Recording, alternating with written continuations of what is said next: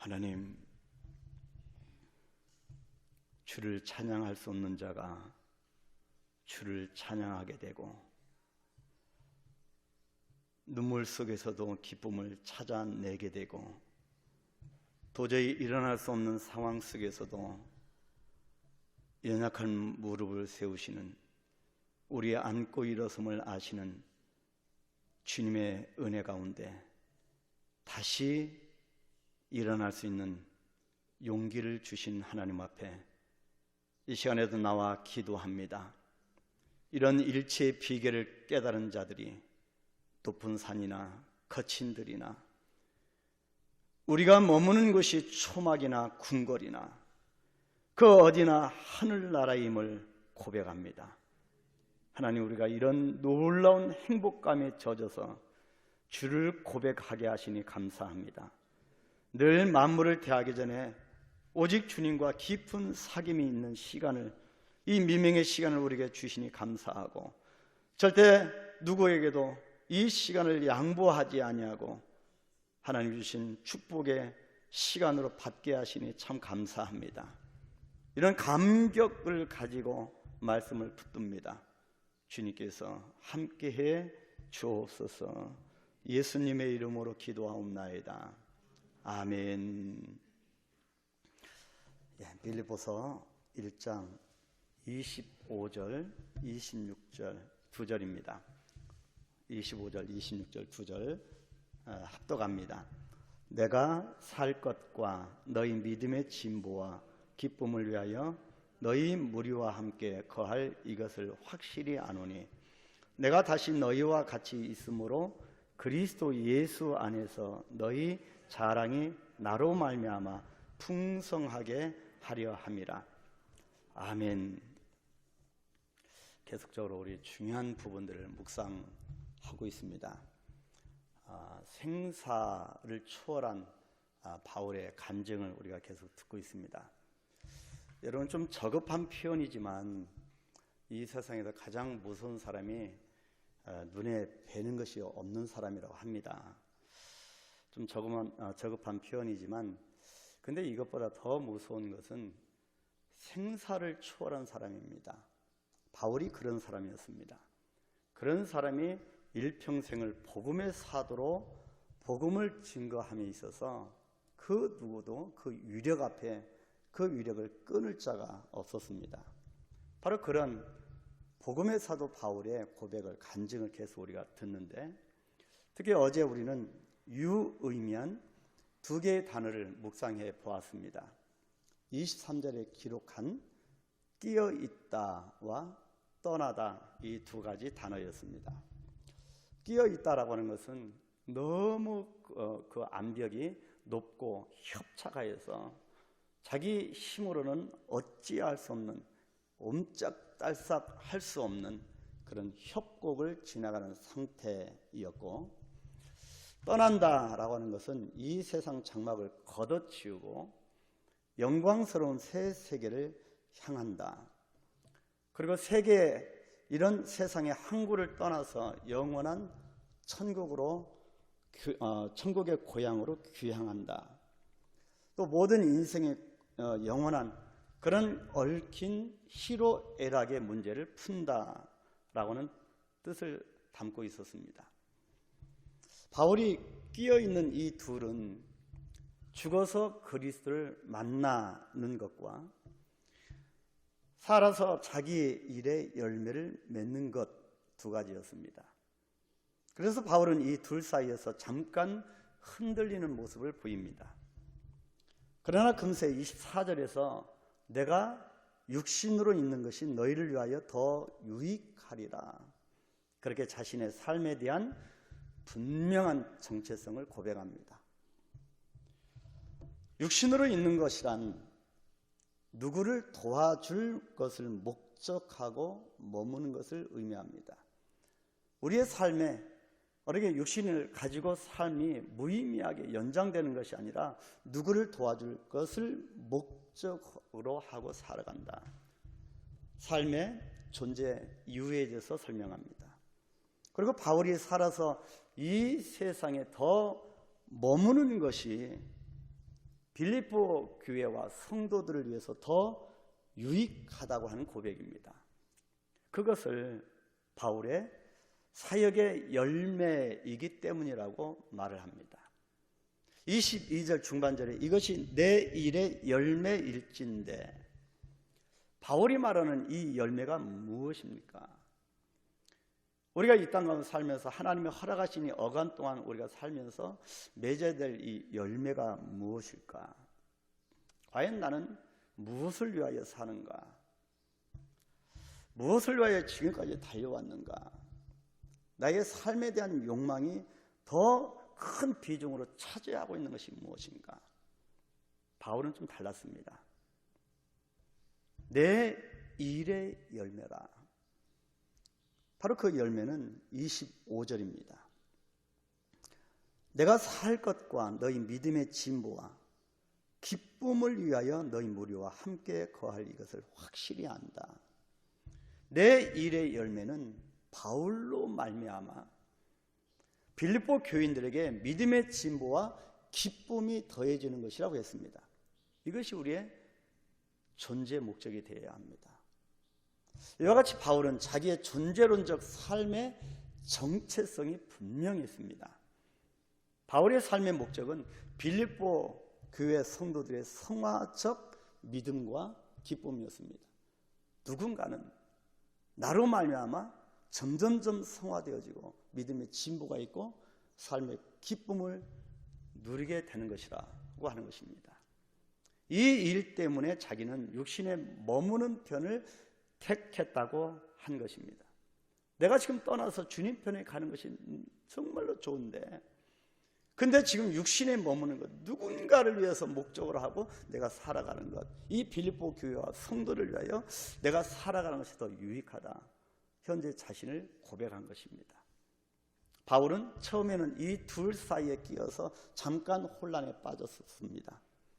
22절 하반절에 무엇을 택해야 할런지 나는 알지 못하노라.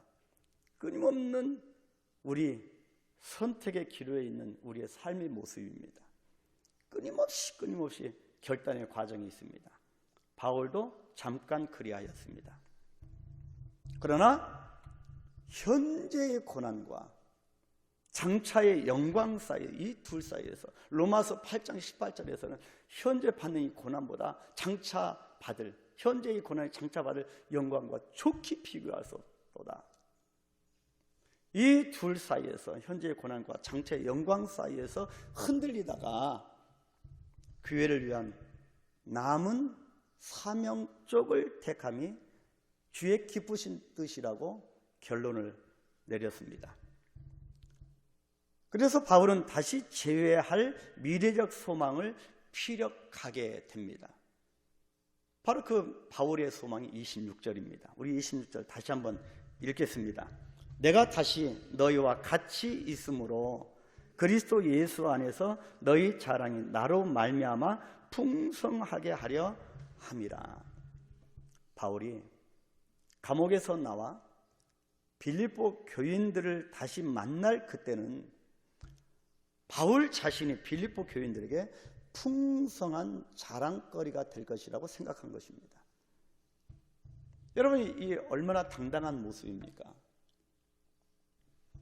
물론 이 자랑은 기쁨을 동반하고 사랑을 동반하고 믿음의 진보를 자랑하는 그리스도 안에서의 신본적 자랑입니다. 우리 인간적인 자랑이 아니고 하나님이 주신 신본적 자랑입니다. 이 위대한 자랑이 내가 감옥에서 풀려나 너희들과 함께하는 것이 당신들의 자랑이 될 것이다. 바울은 자기의 석방이 그리스도 안에 있는 자랑이 될 것이라고 확신하였습니다. 목회적이고 목자적인 자랑입니다. 우리가 이런 자랑 가운데 당당한 모습으로 살아가면 얼마나 우리에게 행복일까? 그래서 인생의 목적은 인간적인 행복이 아니고 거룩입니다. 거룩으로 나갈 때 우리에게 이런 놀라운 천국의 기쁨을 맛보게 해주는 거지요. 승사를 전혀 알지 못했던 야곱과 요셉 부자가 우여곡절 끝에 만났습니다. 가뭄이라고 하는 이 기근이라고 하는 극심한 고통 이후에 하나님의 섭리 가운데 만났습니다. 창세기 46장 30절에 보니까 이스라엘이 요셉에게 이르되 내가 지금까지 살아있고 내가 네 얼굴을 보았으니 지금 죽어도 족하도다. 노년에 이른 하나님의 아들이, 하나님의 사람이 그렇게 고백을 합니다. 이 고백은 야곱의 이 고백은 이 바울이 지금 자랑이라고 하는 이 표현과 비교할 만한 것입니다. 이 간절함 속에 만난 이 만남을 통하여 바울이 감옥에서 나와서 빌립보 교회와 성도들을 만나는 이 만남, 생사를 알지 못하는 그 사랑하는 아들과의 만남 가운데 내가 이제는 죽어도 족하다라고 하는 이 기쁨의 자랑은 무엇과도 비교할 수 없는 것입니다. 이런 자랑이 우리에게 있는가? 우리가 신앙생활을 하면서 이런 자랑이 누구에게도 당당하는 이런 자랑이 우리에게 있는가입니다. 이 부분의 중심 뜻은 빌립보 교회를 향한 바울 자신의 생사관입니다. 살든지 죽든지 이 삶과 죽음을 뛰어넘는 초월한 바울의 인생관입니다. 바울은 어떤 경우에도 빌립보 교인들의 기도와 예수 그리스도의 성령의 도우심으로 구원될 것을 확신하고 있었기 때문에 살고 죽는 것이 두렵지 않다는 것입니다.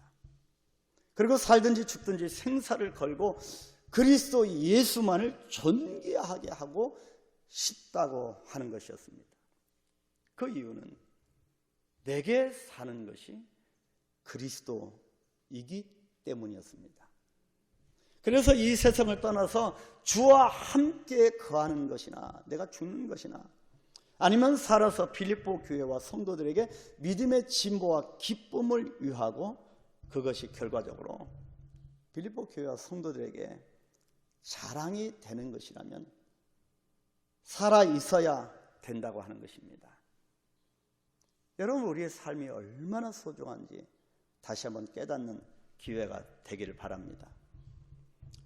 삶의 이유, 삶의 목적을 분명하게 깨달았습니다. 살든지 죽든지 궁극적인 목적이 뚜렷하고 분명했습니다. 우리의 삶 전반을 통하여서, 우리가 살아있는 이 전반을 통하여서 누군가에게는 나를 통하여 큰 자랑이 되고 위로가 되고 기쁨이 되고 하나님을 향한 위대한 꿈이 되고 자랑이 된다면 나의 삶을 얼마나 소중한 것일까?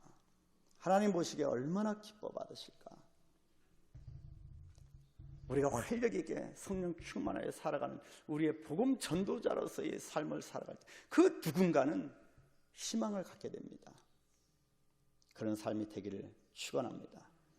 그래서 바울은 로마서 14장 8절에서 우리가 살아도 주를 위하여 살고 죽어도 주를 위하여 죽나니 그러므로 사나 죽으나 우리가 주의 것이로다. 깊은 고백을 토해내게 된 것입니다. 바로 이러한 생사관이 이 세상을 이기는 그리스도인의 생사관, 우리의 생사관이 되어야 할 것입니다. 이 시간 기도할 때 복음에는 능력이 있습니다.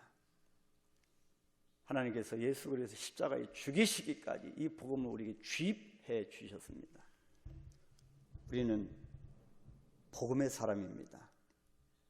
우리는 즐거이지만 늘 깨어지고 우겨싸움을 당하지만 쌓이지 않는 이유는 그리스도의 보배가 담겨있기 때문입니다.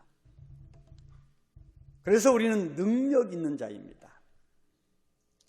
당당하게 오늘도 세상을 향하여 선포하면서 당당할 이유가 있습니다. 여러분 어깨를 펴시고 위의 것을 바라보시고 절대 세상에 무릎 꿇지 마시기 바랍니다.